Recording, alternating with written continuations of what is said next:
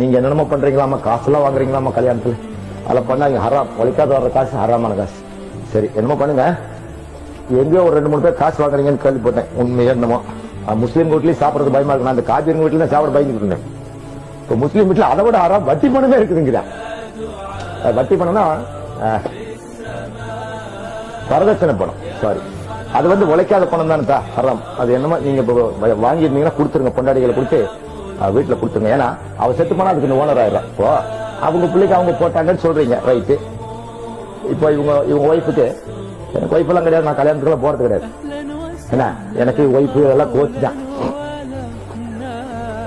இப்ப ஒரு ஒய்ஃபுக்கு நகை போட்டுக்காங்கன்னு வைங்க, டாக்டர் இல்லாத போய் நான் போய் கேட்டா அந்த மாதிரி எடுத்து கொடுக்குமா? புருஷன் கிட்ட கேட்டுட்டு இருக்காரு, என்ன சொல்லும்? அதே முறை இப்ப நீங்க தானே ஓனரு, செத்து போனா யாருக்கிட்ட வச்சுக்குவீங்க? நீங்க ஓனர் ஆயிருக்கீங்க. சோ உங்க உழைப்பு எல்லாம் வந்துருச்சு, அது ஹராம். அது வரதட்சணை ஹராம். அது தெளிவான சட்டங்கள் உண்டு. நான்